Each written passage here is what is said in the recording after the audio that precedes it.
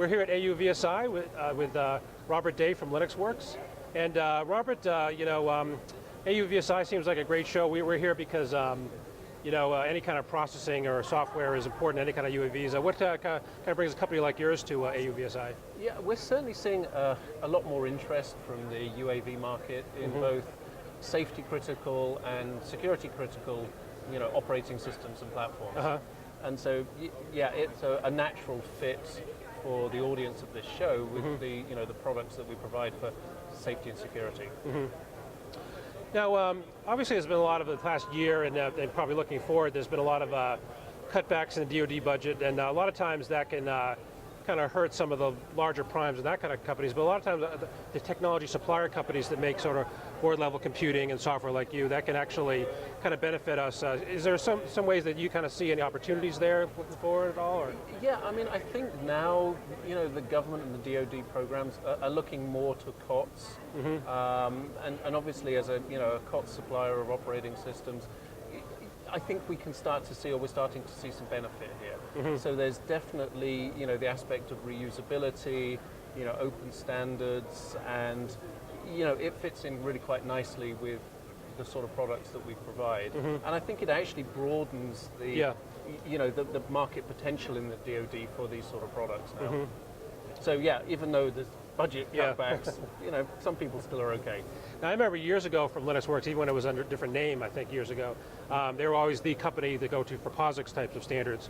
And I think that's translated forward to some standards now, I think, like the FACE initiative. Can you talk a little bit about that and how Sure, that yeah. I mean, the FACE initiative was basically, a group of folks getting together and trying to figure out, some standards for reusability, for Army aviation. And the nice thing about the, the FACE standard is that it's very much compatible with POSIX. Right. Because our operating systems, as you say, from the ground up, have a native POSIX API. It's kind of, relatively straightforward for us to build the FACE support into it. And I think we were first out with our FACE support on our safety critical operating system. Okay, yeah.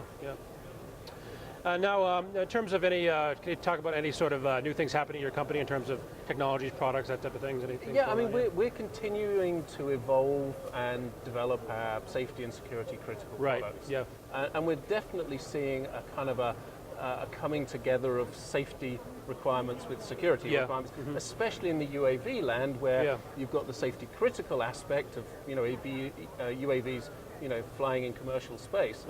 But there's also the security side of things. So, typically in a UAV, you've got the UAVs that fly that need the safety critical part. But you still need the secure communications, and then the ground controllers, which the pilots are actually using to pilot the UAVs. They have security critical aspects, and especially when you have multiple systems or multiple networks that need to kind of come together on a single hardware platform. And again, that's where our security critical software, our Link Secure product, kind of comes into its own, because it allows you to virtualize, what have been typically physically separate systems and bring them onto one platform. If we also bring in our safety critical software as well, our LynxOS 178, you kind of get the best of both worlds. Yeah. I always thought it was interesting that the DoD adopted was basically a commercial standard like the DO 178 because basically, they have to fly over the commercial airspace anyway. So I think it's sort of a nice thing that the DoD adopts things that weren't created by them when they realize it works well for doing the job. And it's well established in the commercial avionics world. So why invent a new standard when you can take something that's already there? Well, I appreciate it, Robert. Thanks for your time. Jeff.